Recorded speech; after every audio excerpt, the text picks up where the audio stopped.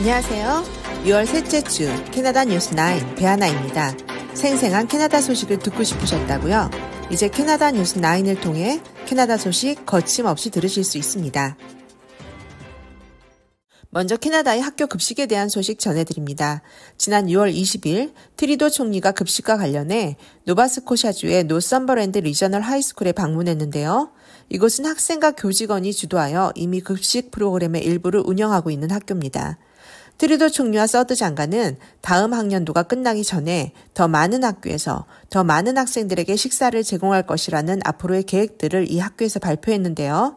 사실 구체적인 사항들까지 공개되진 않았지만 급식 추진에 대한 정부의 의지를 보여주는 행보라고 현지 언론들은 평가하고 있습니다. 당초 2021년 재선된 자유당 정부는 전국 학교 급식을 위해 5년간 10억 달러를 투자할 것이라고 약속했고 실제 예산을 배정한 바 있습니다. 그러나 CBC 등 보도에 의하면 이 계획으로 학생들이 갑자기 따뜻한 식사를 제공받는 것은 아니며 이미 진행되고 있는 주 및 준주 급식 프로그램에 지원이 더해지는 형태가 될 것으로 보이는데요. 정부 행보가 더해지고 있는 만큼 빠르고 구체적인 추진을 기대하면서 추가 정책 발표되는 대로 뉴스 다시 전해드리겠습니다. 다음 소식입니다. 연방통계청의 19일 발표에 의하면 캐나다 전체 인구가 4,100만 명을 돌파했으며 이는 작년 6월 조사보다 100만 명 증가한 수치고요. 이 중 대부분은 난민 등 신규 이민자인 것으로 나타났습니다.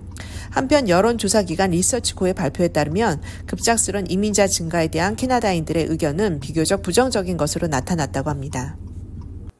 다음 소식입니다. 캐나다의 화려한 여름이 다가옴에 따라 캠핑과 각종 축제에 대한 관심이 모아지고 있는데요. 먼저 캐나다 공원청이 예약 알림 서비스를 도입했다는 소식입니다. 최근 캠핑장 재판매 사례가 적발되면서 캠핑장 재판매가 전면 금지될 정도로 캠핑장 확보가 어렵다는 상황이 부각되었었는데요. 팍스 캐나다 사이트에서 알림 설정을 해두면 원하는 조건의 캠핑장에서 취소된 자리가 나왔을 때 이메일로 알림을 받을 수 있는 서비스가 시행된다는 반가운 소식입니다. 서비스 이용을 원하면 먼저 웹사이트에서 예약 서비스를 누른 후 날짜, 인원수 등 조건을 설정하고 Notify Me 탭을 누르시면 됩니다. 이틀 전 속보를 통해 유학생들이 졸업 후 취업 비자를 받을 때 플래그 폴링이 금지되었다는 소식 전해드렸는데요. PGWP를 더 이상 국경에서 받을 수 없다는 소식이었습니다. 이민국 발표에 따르면 그동안 20% 상당의 학생들이 시간 단축을 위해 플래그 폴링, 즉 국경을 넘었다 돌아오는 형식을 통해 워킹 비자를 받아왔는데요. 갑작스러운 정책 변화에 다소 혼란이 있었을 것으로 추정됩니다. 다음 소식입니다.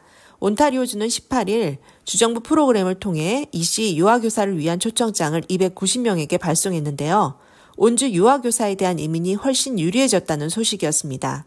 점수가 파격적이었는데요. 취업비자 분야는 최하 39점에서부터 선발했습니다.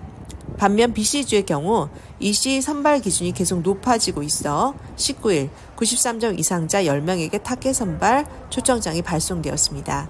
신규 이민 정책에 대한 관심이 높아지는 가운데 관련된 후속 발표 나오는 대로 다시 전해드리겠습니다. 이외 주요 뉴스입니다. 지난 18일 최고기온 33도, 체감온도 40도에 이르르며 일부 열차가 중단되기도 했던 토론토의 폭염 소식, 지난주 전해드렸던 캘거리 수도관 파손으로 인한 비상사태 소식, 아이케아의 대규모 세일 소식이 있고요. 한국 영화 탈주가 7월 5일 캐나다 전역에서 개봉된다는 소식도 있습니다.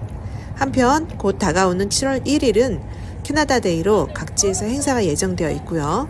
조금 먼 소식이지만 8월 3일 광역 밴쿠버 버나비에서 한인 문화축제가 개최된다는 소식도 미리 전해드립니다. 주요 뉴스 한 가지 더 있네요. 이번 주로 캐나다 대부분의 학교가 종강과 졸업식을 했습니다. 특히 세컨더리 졸업식, 정말 반짝이는 순간이네요. 졸업하는 시간까지 애쓰신 학부모님들과 학생들에게 정말 수고하셨다고 뉴스 마지막 인사로 전해드립니다. 구독과 좋아요 통해 더 다양한 소식 받아보시기 바랍니다. 감사합니다.